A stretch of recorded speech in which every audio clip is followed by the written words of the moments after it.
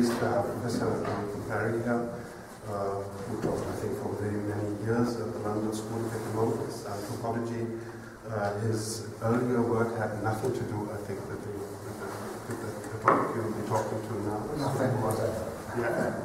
So you worked on sacred specialists dealing with death, so to speak, of an artist. So that was an earlier very important publication, but then in what I can only understand as a sort of anti-cyclical move, in the early 1990s you shifted to industrial labor, just at the time when many people in other parts of the world, but also in India, tried to escape from this field of scholarship because it seemed to be on the way out. So, since you have published a large number of articles on Bhilai, but I know from a desperate publisher that she is waiting also for the manuscript of yours, and so are we. So we are very happy to have you here. Labor is one of the research foci of our institute, not the only one, but it's a topic that binds together quite a few people that work at CeMIS. Not all of them, but most of them are historians who work on labor. And as historians, basically, we've been, I think, we can say that, been inspired by two anthropologists of South Asia to a very large extent with their work. One is, of course, Jan Brehm, who inaugurated our center at the beginning with his work on mainly rural labor in India. And the other one is here today, and I'm very happy to have you here and look forward to your talk. Thank you so much. I'm very pleased to be here. This is based on an embarrassingly long paper, which I have tried to summarize, and I'm going to stick fairly closely to my script, because otherwise I will go on for hours and hours, whereas I reckon I can curtail it to slightly beyond the respectable if I stick to my script. Anyway, we people of a certain age, like me, are used to thinking of mine workers and steel workers as the vanguard of the proletariat. Arguably, those about whom I'm going to talk, the regular employees of the central Indian public sector Bhilai Steel Plant and its mines, are better called middle class. There's certainly a local aristocracy of labour, but the question is, are they now so aristocratic that it no longer makes any sense to think of them as proletarians with significant interests in common with unorganised sector workers, those that they call the labour class? For Britain, the embourgeoisement thesis was scrutinised and was found wanting by sociologists like Goldthorpe, Lockwood and collaborators, who showed that the postulated convergence between the affluent worker and the middle class was exaggerated by ignoring fringe benefits, promotion prospects and differing degrees of financial security, and that there was little evidence that such workers shared in the values and the behavioural standards of the middle class, or that they now interacted with it on equal terms. Even where the case for convergence in the sphere of consumption looks plausible, it does not in the sphere of production. Though for France, Mallet discerned in production a new kind of community of interests between skilled workers in the most technologically advanced industries and their supervisors and line managers. Mallet saw in this the promise of a radical challenge to the way in which capitalist industry was organised, rather than evidence of embourgeoisement. For India, Bhilai has more recently addressed the distinction between the most privileged segments of the blue-collar labour force and the middle classes, and has drawn attention to its particular stubbornness in the domain of work, where manual and non-manual occupations are characterised by marked differences in esteem. Work elsewhere regarded as degrading was in India defiling. Many other authors similarly identified the manual-non-manual distinction as a crucial boundary between classes. Bhilai, however, acknowledges that as technology makes work less odious and onerous, and as workers get educated, this boundary may lose some of its sharpness. There is, he writes, a distinct section of industrial workers in the organised sector, the so-called labour aristocracy, whose incomes, lifestyles and aspirations match those of the middle classes, and whose offspring are entering that class in increasing numbers. In the last 60 years, the boundaries between the small upper rank of the working class and the lower ranks of the middle class have become blurred, although they have not disappeared. Though the gap between this elite stratum and the vast mass of informal sector workers has widened, and though the elite stratum may now have more in common with the middle class, Bhilai finally comes down on the side of seeing all manual workers as members of the same class. Parry, Goldthorpe and Lockwood, I claim that in economic terms, in terms of opportunities for occupational mobility and lifestyles and values, the public sector workers I studied are now middle class, which is increasingly how they think of themselves and are thought of by others. There is no sharp distinction between their identities as consumers and producers. Though the Bangalore factory workers studied by Holmstrom regarded themselves as middle class, as did the government peons and police constables Sri Dharansites, neither of these authors is willing to take them at their word. Though conceding that organised and unorganised sector workers are differentiated by income and by security, what struck Holmstrom was the lack of any clear distinction in lifestyles and attitudes, or any sense that their interests are opposed. What strikes me is how marked the sense of distinction often is, how it's the line between the lifestyles and attitudes of BSP workers on the one hand, and of clerks, teachers, line managers, lower-level bureaucrats on the other, that is more difficult to draw. And what also strikes me is how some of these BSP workers uneasily perceive that their interests are not the same as those of unorganised sector labour. Caveats are required. Proponents of the embourgeoisement thesis always regarded it as an incipient trend. Some BSP workers display more interest in the next drink than in a middle-class lifestyle. Even those that merge seamlessly with the middle classes are often unable to slot their sons into middle-class occupations. Bhilai's cautiously equivocal characterization of the situation seems appropriate, even if I query his conclusion that they ultimately belong in the same class as other manual workers. More explicitly, what I'm questioning is the stress that he and others place on the manual-non-manual divide as the critical marker of class difference. Though it's true that Indian society has taken a particularly dim view of work that dirties the hands, my experience suggests that when the rewards are sufficient, this generalized disdain for manual labour may prove less deeply ingrained and cultural attitudes to work more malleable than we often assume. Many BSP workers perform dirty and physically demanding tasks, but that does not seem to compromise their sense of self-worth or the esteem in which they're locally held.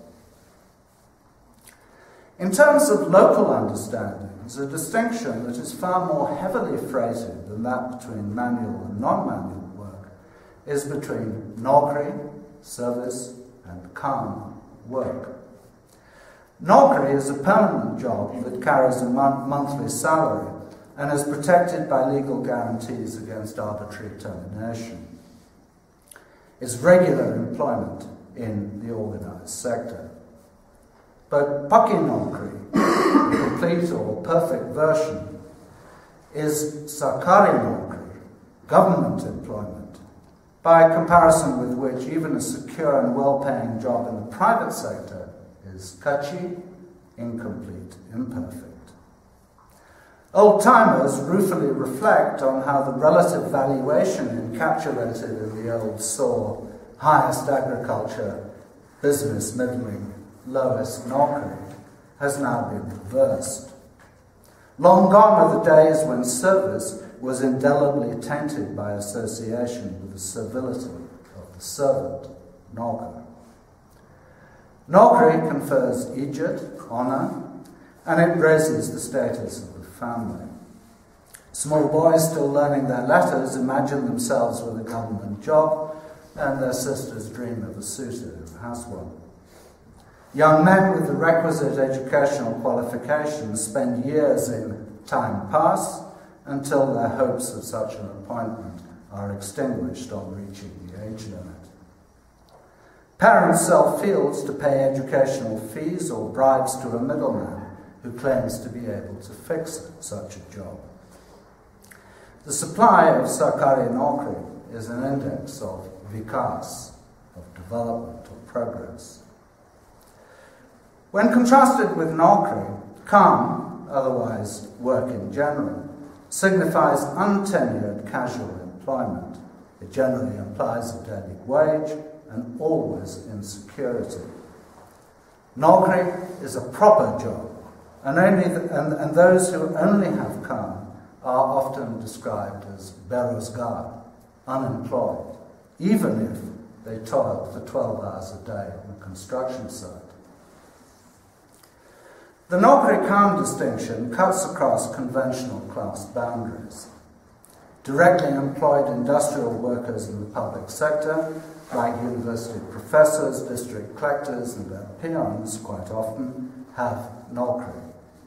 And when it comes to arranging a marriage, raising a loan, or refusing to let your boss intimidate you, that's of incalculable value. The social distance between the clerk or teacher and the worker with Naukri, and the differential life chances of their children, is considerably narrower than that between workers in service and labourers who only work. At the least, the distinction marks a major division within the working class. But I believe that it is sharper and more socially salient than that between manual and non-manual labour, and a more meaningful marker of class boundaries. The crux is the security that Sarkari Naukri provides, which makes it a kind of quasi-property right.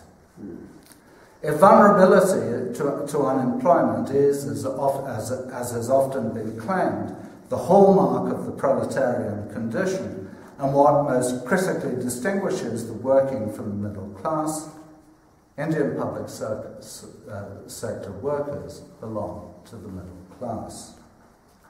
Sridharan's peons and policemen, who say that they're middle class, make better sociological sense than the sociologists. Organised sector employees are the, at least theoretical, beneficiaries of employment laws governing enforceable minimum wages, hours and conditions of work, job security, safety, union recognition, and the like. Unorganised sector labour is unprotected. The former account for less than 10% of the workforce. Most work in state enterprises, and though their numbers are declining, their political leverage remains significant. The Nehruvian planners supposed that they would provide a beacon in terms of pay and conditions for the industrial working class as a whole. The communists that they would carry the torch of history. Both were deluded. The vanguard was soon to become a complacently cocooned enclave of labour inhabiting a citadel of state-sponsored privilege, progressively protected against incursions from outside.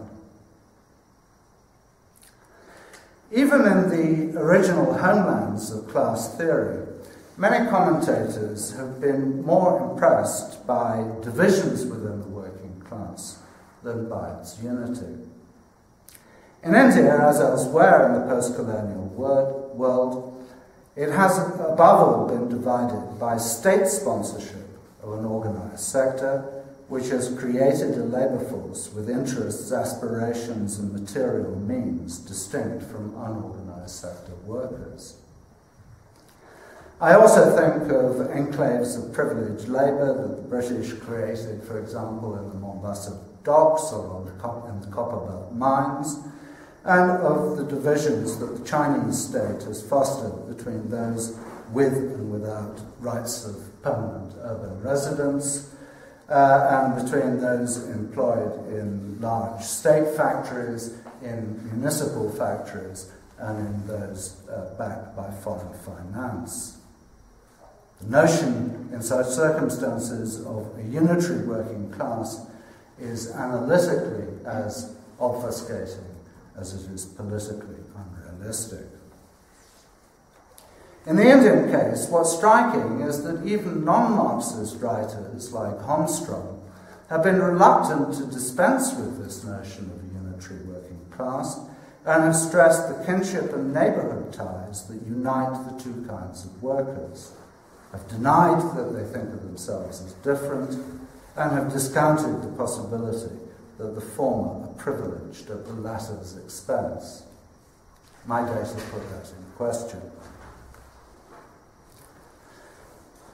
Not only on account of its vision of society as progressively polarised between bourgeois and proletarians, the Marxian framework seems problematic in the present case. On the Indian public sector, where many factories run at a loss, the concepts of surplus value and exploitation seem to have little purchase. A dichotomous model based on ownership of the means of production not only obliterates the distinction between workers and middle-class salary earners, but also between different kinds of manual worker. Nevertheless, property does have a key role in the situation I described. Very few BSP workers are fully proletarianised. Most have peasant holdings, and many have capital in the form of trucks, taxis, rental property, or the inventories of the shops that the owners move to. Capital is the successful reproduction of class privilege. All have quasi-property rights in their jobs. Weber's concept of class has advantages. It allows for distinctions between the propertyless, does not assume the inevitable development of class consciousness or conflict, and focuses on life chances, which are given not only by ownership of property, but also by the possession of marketable skills and attributes. As Lockwood deploys to Weber, the class situation of a group consists of its market situation, including the source and size of the purse, degree of job security, and chances of upward occupational mobility, its work situation, the working relationships of its members, and its status situation, its position in the hierarchy of prestige. These three elements are the principal determinants of class consciousness. I'm going to follow that scheme, though with reservations about speaking of the market situation for workers in this kind of context. This is firstly because access to jobs depends more on nepotism, bribery and serendipity than on the possession of marketable skills. Skill isn't a source of much pride or a significant marker of distinction, and in terms of measurable technical competence at the time of recruitment, those selected are generally indistinguishable from the hundreds of applicants who are not. It's secondly because the vast majority of workers never go back on the market once they've landed a regular job in the plant.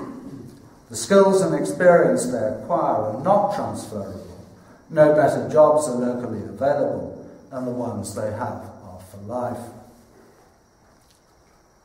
They amount to a kind of property. The father of one family I know well rues the day that he sold his BSP post to a Telugu compatriot with the same common surname because he thought he had better prospects. When land was requisitioned for the plant, each dispossessed household was issued with a certificate that guaranteed one of their members a job in it. These rapidly became a marketable commodity, with the result that I know several BSP workers who spent their careers working under the name of the vendor. Though always resisted by management, one persistent union demand has been that BSP jobs should be heritable, that on the worker's retirement, one of his dependents should by right succeed him. Though now radically curtailed, until recently the system of compassionate appointments made it quite easy for a father to secure a job for his son by getting himself made medically unfit. At least in some municipal employment, it's possible to turn one's job into a source of rental income. The worker draws his pay, but somebody else does his work for, say, half of it. A BSP worker has to be absent from duty with true dedication, or to get persistently caught cheating on benefits and allowances to be in any danger of losing his job. The proviso, however, is that he should not arouse suspicion of being a political agitator, which in practice means a leftist. Management has a way of weeding out dangerous elements, and most BSP workers are frightened to associate with such people. Knobbery comes at a political price. That apart, however, it provides a degree of security that constitutes a partial alternative to ownership and provides a high degree of protection against the vagaries of the labour market and against vulnerability to unemployment. Though I can't discuss here the relationship between caste and class, I need to make one sweeping and unsubstantiated claim.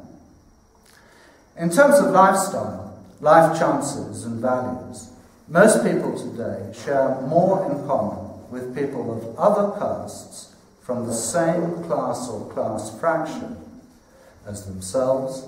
They share more in common with people of the same class or class fraction than they share with caste fellows from different classes or class fractions. In contemporary Bhilai, and irrespective of how one is placed in the caste hierarchy, it is now class and not caste that is the major determinant of one's children's future. Some sociologists of the West have perhaps prematurely announced the death of class, which they see as an increasingly outmoded concept, while others suggest that it has merely ceased to be the dominant stratification pattern. Though it's true that, for reasons to do with the way in which labour is recruited and disciplined, caste has a great deal more salience for workers in private sector industry than in BSP, in Bhilai it is broadly the case that in the majority of everyday interactions, it is caste that has faded and class that has moved centre stage. In significant measure, that is a product of the kind of place that it is. A new company town built on a greenfield site into which workers from all corners of the country were flooded. Bhilai was, moreover, one of Nehru's temples to India's industrial modernity, a beacon to illuminate the path that the nation must tread to catch up with the developed world.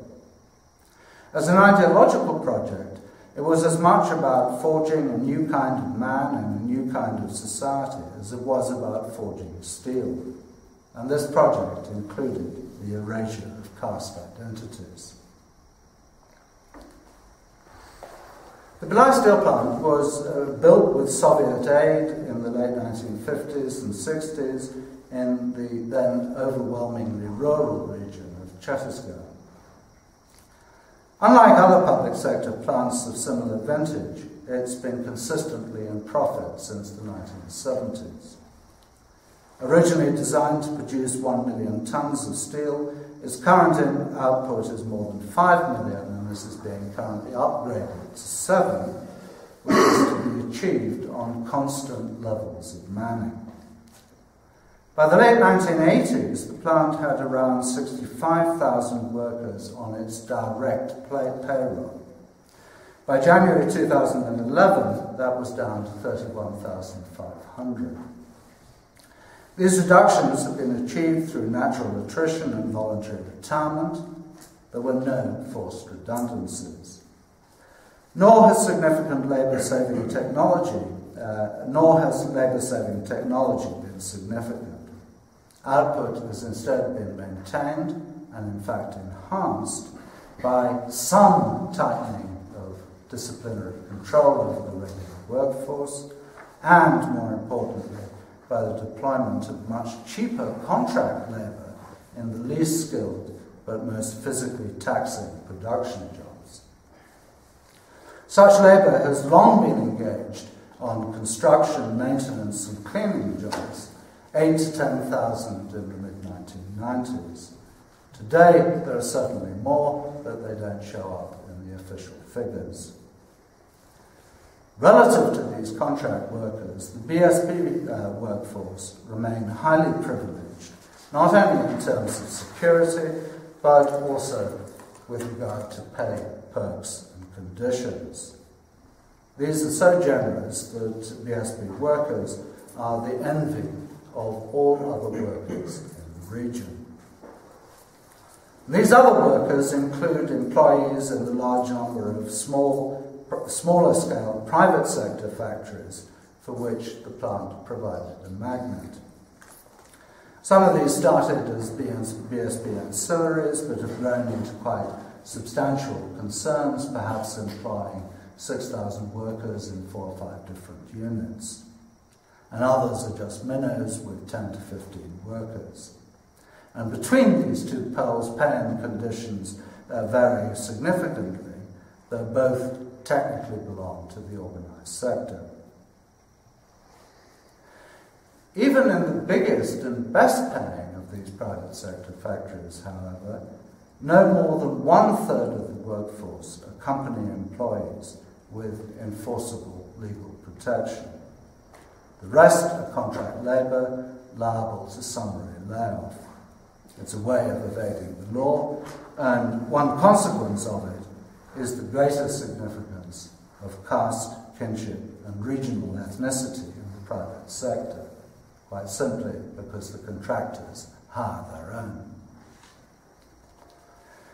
Aside from all these is the vast downtrodden army of informal sector labourers who make a meagre living from work on construction sites, loading and unloading trucks, peddling rickshaws and the like. So the Bhilai industrial workforce is divided between relatively privileged workers in the organised sector factories and informal sector labour. The former are split between public and private sector factories, and in both of these there is a crucial distinction between secure company workers and insecure contract labour. As a consequence of the influx of outsiders, which was on a huge scale, outsiders who came from very diverse parts of India and who sought work in Bhilai in the pioneer days, the workforce is also divided by regional ethnicity, religion and caste. Adjacent to the plant is the BSP township, and surrounding that a mass of new middle-class housing colonies and a sea of slum-like urban sprawl, some of which swallows up old villages like Girvi and Patrika, in which much of my research has been done. The township accommodates around 2/3 of the regular workforce. Officers and workers live in the same sectors and shop in the same markets, So I'm very... and are often close neighbours. There are no caste, religious or regional enclaves, and it's a world in which caste counts for little in most daily interactions. Many of the neighbours come from other regions, and one is very unlikely to have a precise idea about what their caste actually is. Whether the main breadwinner is a chargeman or a loco driver means a great deal more than whether he's a colleague or a kumbi. In terms of employment, however, the township is homogeneous. The vast majority have BSB Nokri, and there are very few informal sector workers. And that they're also very largely, we expect, absent from the middle-class housing colonies. Other BSB workers have admittedly settled in one of these ex-villages come labour colonies like Yuri and Patripa, and they certainly will have informal sector workers as neighbours. But their houses, now reconstructed in concrete, stand out in grandeur from the rest, and they usually try to please the contacts their children have with the children of labour-class households, and they constantly complain of the difficulty of maintaining standards in such a neighbourhood. Shalini set up a small after-school school in Patripa. There was no charge, and any child from the neighbourhood could come. It was not long before she received a delegation of BSB wives. They were prepared to pay for her services if she taught their kids separately, but they did not want them to associate with those who went rag-picking. To escape the bad atmosphere, the violence, drinking, foul language and uncouth ways of such bastards, many such families aspire to live out. Such distancing also routinely occurs between the households of brothers when one has a BSB post while the others work for daily wages. Hardly ever do they maintain a joint household. And had I time, I would give you various case histories which would illustrate the way in which, over time, kinship links basically get broken between the upwardly mobile BSP families and the branches of the family that has remained in informal sector labour. So, where Holmstrom and Harris stress the kinship and neighbourhood ties that unite the two kinds of workers, my case history material strongly suggests that the axiom of kinship amity and the spirit of neighbourliness are rather vulnerable to the corrosive effects of class differentiation. So I turn now to the market situation of plant workers. And the first thing to say is that in the early days, construction labour greatly outnumbered the regular production workforce. While construction labour were largely recruited from the near the bottom of the rural hierarchy, production workers generally belonged to a more elevated stratum. When it came to retrenching construction labour, however, there was considerable political pressure to assimilate them into the regular workforce. The barrier between organised and unorganised sector labour was consequently at that time quite permeable. And as these jobs became progressively more privileged from the 1970s on, BSP proved an avenue for considerable upward mobility. Today things are different. In the interim, competition for these jobs has intensified enormously, and in it the children of unorganised sector workers have stood less and less chance. There are two ways to get such a job, my informants insist. Rather nephewism, nepotism, bibetijavad, and bribery. Few contract workers can mobilise the social capital for the first, and even fewer the economic capital needed for the second, a sum that might supposedly exceed the household's entire income for a decade. Though I don't doubt that the recruitment procedure is sometimes bent, circumstantial evidence suggests that this is far less often than is generally supposed. But the firm conviction that corruption is the only route into plant employment has the effect of discouraging those who do not already belong to the elect from imagining that they or their children might join it. On other grounds, however, that assessment is probably realistic. On paper, the minimum qualification today is the successful completion of 10 years of schooling. The prospects of achieving that in the state government school system, which is what the children of such workers are mostly condemned to, are very poor. In the labour class busties I know best, some children are never enrolled in school, a significant proportion drop out before or immediately after completing primary level, and of those who continue into middle school and are entered for the 8th class exams, less than 1 in 5 pass. For the children of its own employees, however, BSP runs its own schools in which standards are significantly higher. For that reason alone, BSP fathers have tended to breed BSP sons. But there's another reason. The inflation in qualifications expected. Over the past 2 decades, the majority of successful recruits have piled up certificates, diplomas and degrees in the interval of, say, 10 to 12 years between lodging their papers at the employment exchange after completing the 10th class exams and receiving an interview call from the plant. The significant thing about the most usual of these, a diploma from an industrial training institute, is not that it bears any relationship to any job you might do in the plant, but that it requires a large donation to get on the course. So large that no worker outside the aristocracy of labour can afford it. Data on new recruits to the plant workforce in 1997 confirmed a marked tendency for it to become a self-reproducing stratum.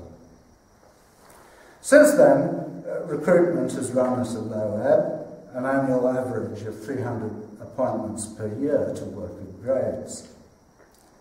Even if a disproportionate number of these go to the sons of existing workers, it's evident that many have to look for employment elsewhere, and that not a few are going to fail to find jobs commensurate with their expectations. The other side of the coin, however, is that rather than merely reproducing their father's occupational status, a significant sprinkling of their children can realistically expect to outstrip it. Most conspicuously, these are those educated in one of the English medium schools in the company system, or in one of the better private schools.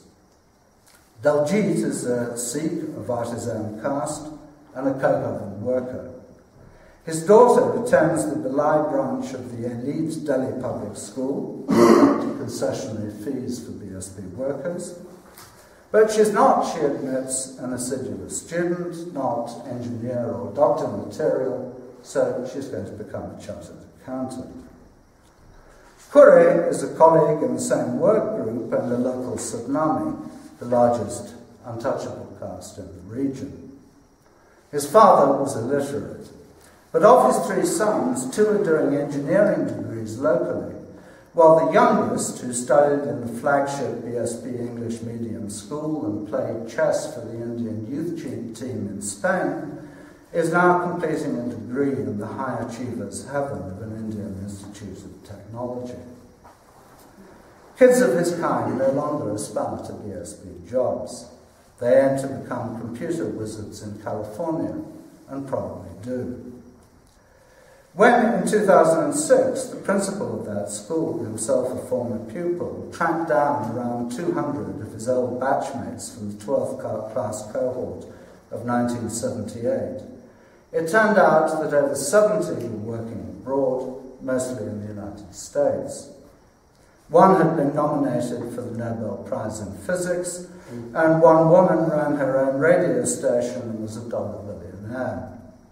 Such cases are, of course, exceptional, but more modest upward mobility is characteristic of those who've enjoyed their advantages, of whom the majority are children of company workers. It's consequently not uncommon to encounter plant operatives with relatives in management. BSP wages are supplemented by substantial bonuses and benefits. And these include company quarters at subsidised rates, easy credit for house construction, the performance of life cycle rituals, purchase of consumer durables for senior workers, now including cars, free healthcare from the company in one of the best hospitals in the region, schools for the children, every 2 years, free travel for the whole family, including parents and dependent siblings, to any destination you choose, first class by train, most popular destination currently the Andaman Islands. The monetary value of fringe benefits would add 50% to gross salary. In 2006, that was around 10,000 rupees per month, roughly 145 euros, for a newly recruited plant attendant in the lowest grade, and would have been supplemented by an annual bonus of 12,000 for the previous year. A senior worker near the top of the scale was drawing around 20,000 rupees a month plus bonus. There's since been a pay revision, and workers complained that they were hard done by. Nevertheless, at the beginning of this year, Daljit, age 47 and in grade 8 on an 11-point scale, had a gross monthly salary of 36,000 rupees. The gap between this and what the worker gets in hand is extremely variable. Income tax and provident fund contributions are deducted at source. Against the latter, the worker can take loans paid off out of salary. Without repayments, his take-home pay will amount to 70 to 80% of gross earnings. But at some stage, most workers borrow, and some get deeply into debt, in which case net pay will be just a small fraction of gross. At the extreme, Bolinath's payslip for August 2006 showed 17 days attendance, a gross salary of 14,484 rupees, deductions of 14,474 rupees, net pay 10. For that, he saw no point in going to work at all, and his wife appealed to BSP's family counselling service in despair. The deductions were mainly for loan repayments and premiums on life insurance policies that he'd been cajoled into buying by fellow workers who double as insurance salesmen. Most were now valueless, as he'd failed to make regular payments. In addition, he owed 1.5 lakhs, 150,000 rupees, to moneylenders who had possession of his paybook, an ATM card. K.S. Rao had been drunk throughout April and worked on only 2 days. After deductions, his gross salary of 1,416 yielded an income of 180. Those who've repaid their loans will retire with a substantial final settlement, which in 1993-94, for a worker who'd completed, say, 30 years service would have been in the region of 2 to 3 lakh rupees. That's roughly 3,000 to 4,500 euros, which then would have been a very substantial sum.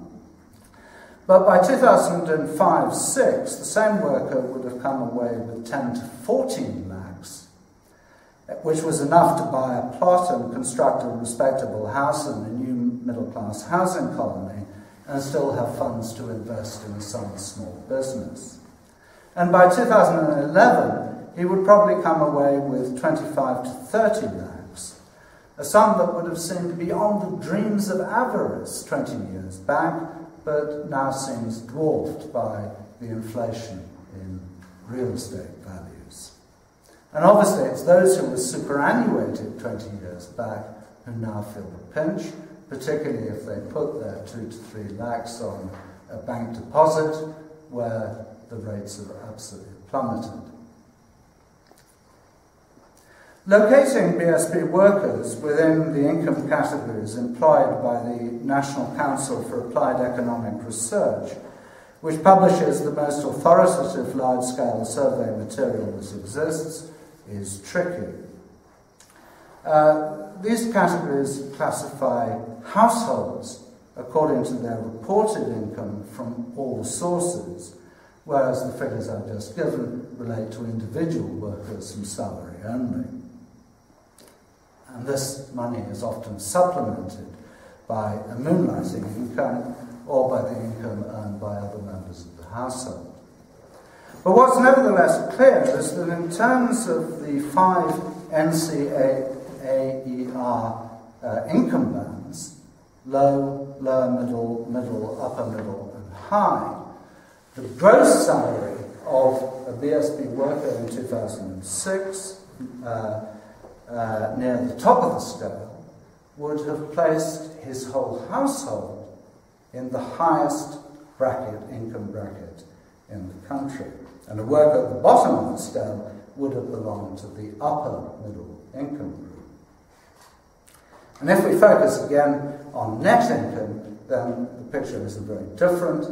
The ones on the highest BSP workers' grades are still high earners by all India standards, whereas the ones at the bottom of the scale are now nearly middle, but still firmly middle class.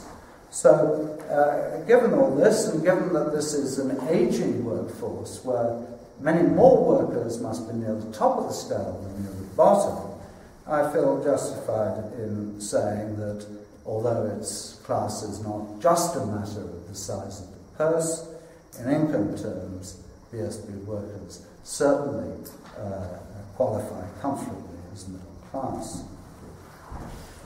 And what these calculations take no account of, moreover, is the money that's earned on top from moonlighting businesses to which many workers devote as much time as they do to their jobs at the plant.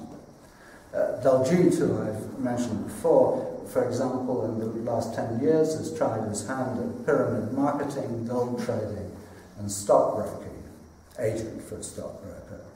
And his colleague Ambrose stages Sonnet Lumiere shows and runs a catering firm from which he makes at least as much as he does from his job at the plant.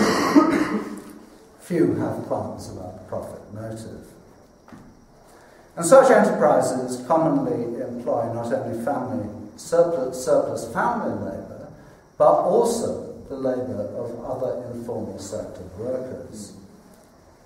And some of these informal sector workers, womenfolk, work as domestic servants in BSP households. What's more, plant workers tend to have land, and they almost certainly employ agricultural labour. So, although organised and unorganised sector workers may be related as kin and neighbours, as Harris and Holmstrom want to stress, they might also be related as employer and employee. I've already stressed that BSP workers are extremely secure, and in that respect they share more with British or German professors than they do with the general proletarian condition. And the current promotion system ensures their steady progression up the ladder.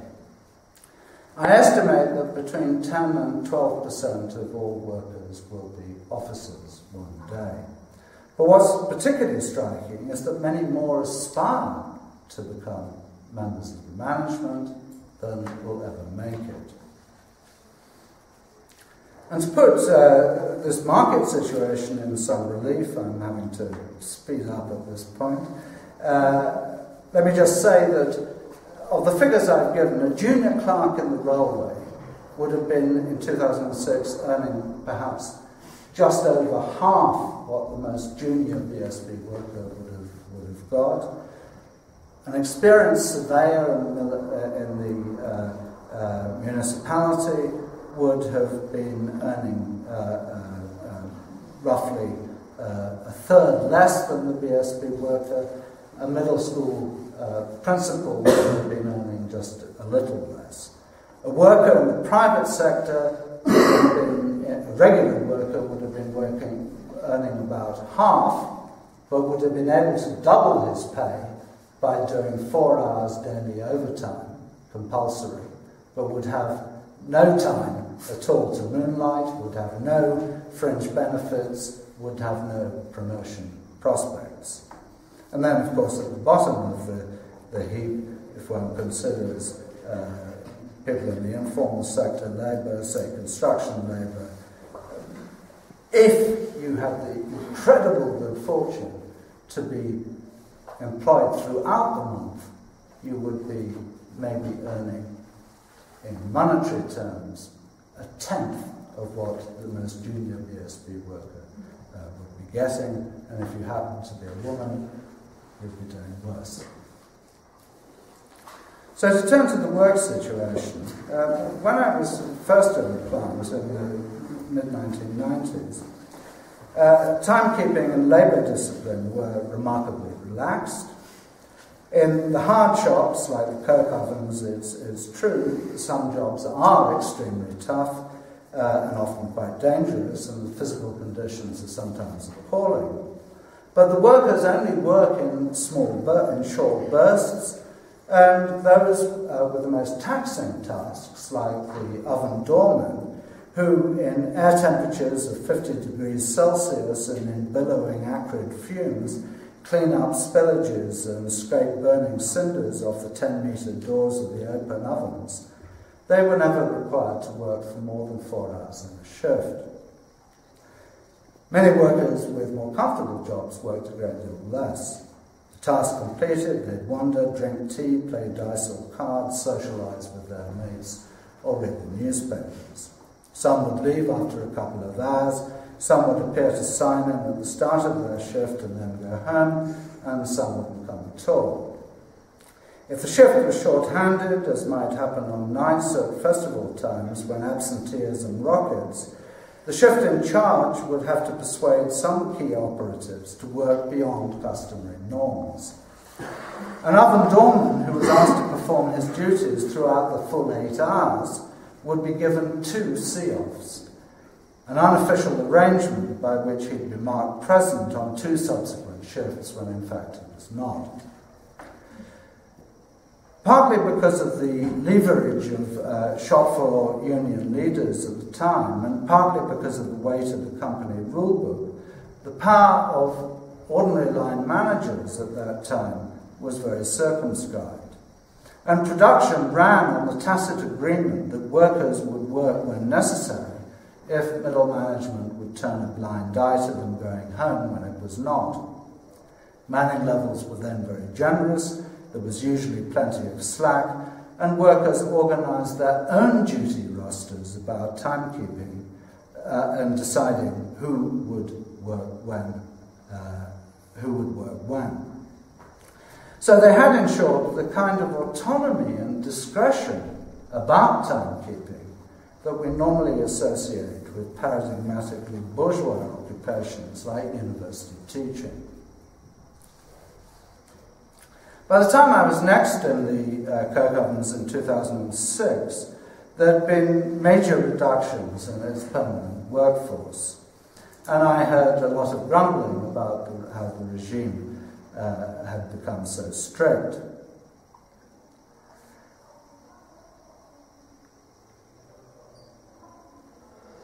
There was a lot of hyperbole in in this. But it was indeed true that workers no longer found it easy to come, so easy to come and go as they liked.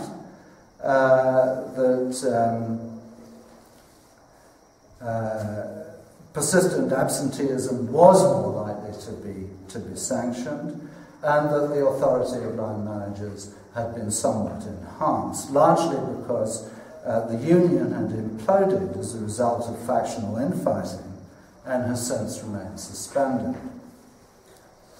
But these changes should not be overestimated, and the working day is still punctuated by long periods of leisure. Nor would I interpret the greater amount of grousing about management autocracy as a symptom of sharper class consciousness.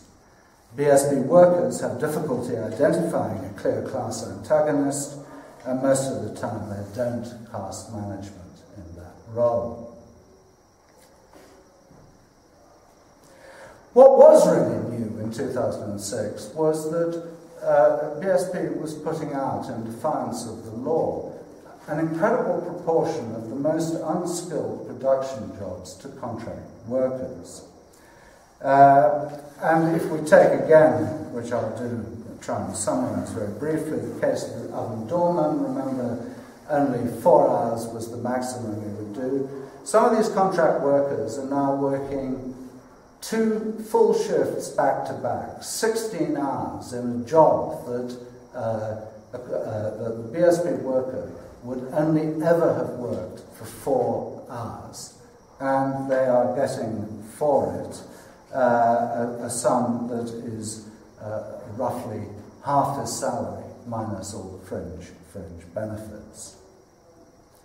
And not only do these contract workers get this comparatively very small pay, but for them an equally big issue is whether they are actually going to get paid on time at all. It's not just low pay that the general run of organised sector workers have to contend with. It's not just low pay, it's not just insecurity, job insecurity, but it's insecurity about when or whether they will ever get paid at all. Insecurity really is the hallmark of the proletarian condition.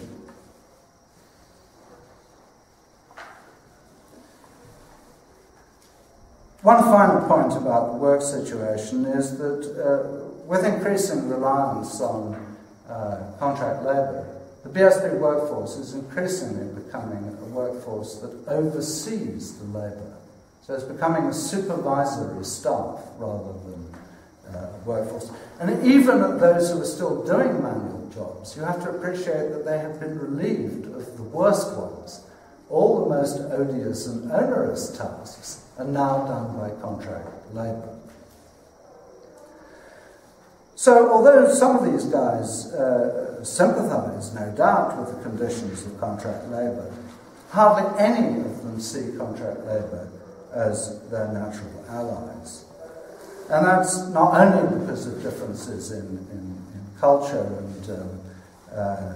and in lifestyle, and it's not only because they fear that they'll put their nokri in jeopardy if they champion the cause of contract labour, but it's also because they sense that their interests are opposed to them. With economic liberalisation and the pressure on BSP to compete in a globalised market for steel, it's only so long as so many of the most back-breaking tasks are given on contract to workers whose labour is dirt cheap that regular jobs in the plant are likely to remain so remunerative and the pace of work so relaxed. I'm rapidly running out of time, so I'm going to try and skip my already summary. On the status situation, I guess the most important points to bring out are that in private sector factories, the clerical workers are discernibly a different breed, their staff. In BSP, the clerical workers are workers represented when it still existed, by the same union, on the same pay scales, eligible for the same benefits, same conditions of work.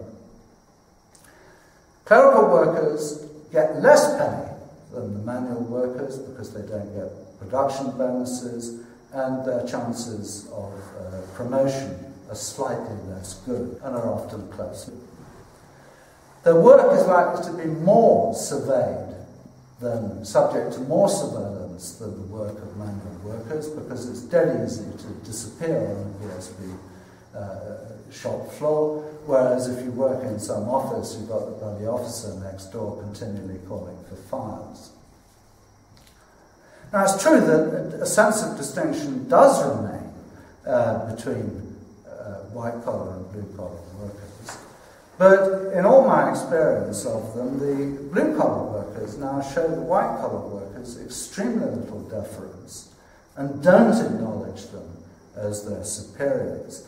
And the most important reason for that, I judge, is that they're now likely to be just as well educated as the clerks, and they no longer need the clerks to explain to them their leave entitlements or to draft pleas for clemency in disciplinary proceedings when they get into trouble. The line between the lettered and the unlettered is no longer between white and blue-collar BSB labour, but between both of these and most contract labourers. And above all, middle class is what most BSB workers unhesitatingly identify themselves as being. And though they're less certain where in the middle classes they come, what they're absolutely categorical about is that they are entirely different from the labouring class who work on daily wages and live in jubi-jonkries, in hutments. So who believes them? Well, in my experience, nearly everybody else in Bhilai does believe them. And discussions of the relative standing of a BSB job vis-à-vis a government school teacher or a municipal clerk normally come up with people saying that the BSB worker has more prestige, more respect than either of the other two. And what really circulates in Bhilai is an essentially pecuniary conception of class. Being middle class is a matter of having the income to sustain a suitably modern middle class lifestyle and consumption pattern. And as to what that consumption pattern is, well, conceptions vary between generations, between different regional ethnicities, and there is a conspicuous minority who spend their money on drinking, gambling, and womanizing rather than maintaining respectable middle-class standards. But by and large, one can say that particularly in the township and the middle-class housing colonies, a new middle-class consumption style of life has taken firm root, that people will have, for example, colour television sets, VCR players, refrigerators, washing machines. Several members of the household will have mobile phones, their own scooter or motorbike. Some workers will have cars. Lots of money is spent on house construction, house improvement, and lots on education. And of course, informal sector workers live in a completely different world in terms of what they can afford to consume, and also in terms of their social morals and values. Their children are significantly more likely to die in infancy, the age of marriage is significantly lower, family planning less probable, incidence of marital breakdown are much higher, composition of households different, and so on. But there's one particular thing that is very striking to me, and that is a very different orientation towards the future.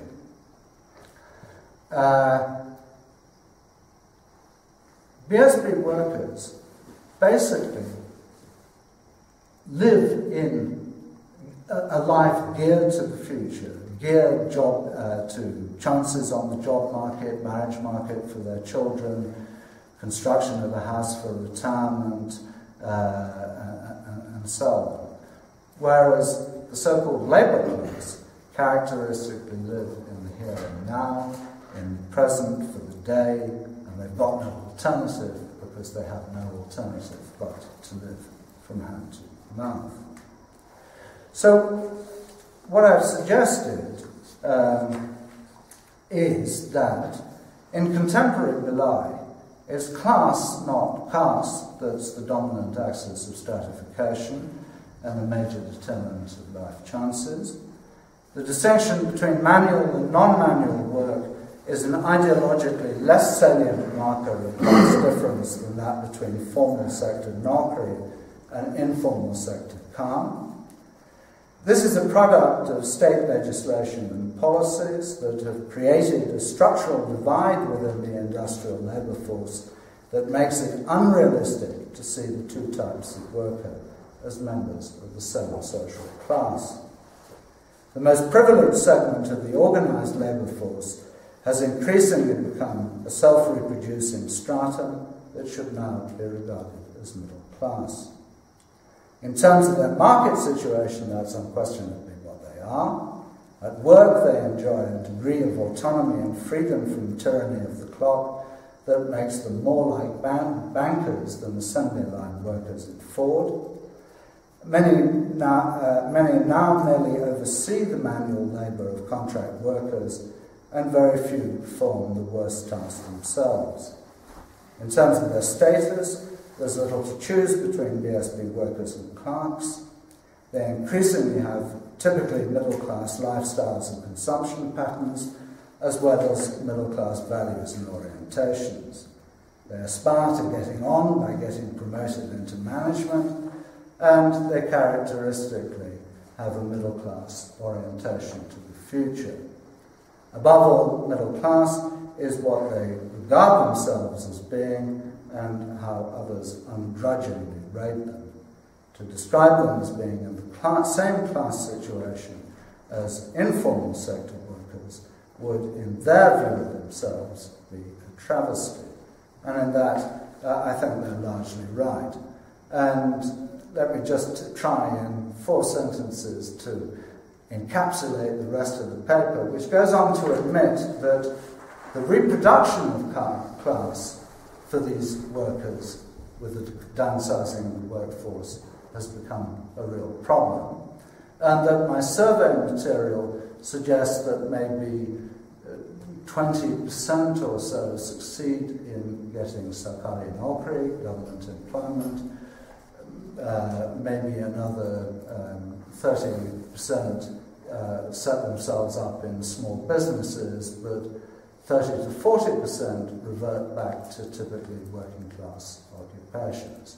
And one of the interests that I would be very interested to discuss, because I've got some ideas about the answer, but one of the interests is who makes it and who doesn't. What are the people who succeed in reproducing their class status and which are those that don't? And then the paper winds up basically saying union politics, the politics of labour produce this pattern where you have a consistent pattern of hostility and antagonism between the unions that represent the permanent privileged labour force and the contract labour force, which reflects that, and it winds up with a kind of speculation about citizenship, which is basically that if you look at Western European countries, I think a strong case can be made that groups like miners and steel workers were a vanguard of the working class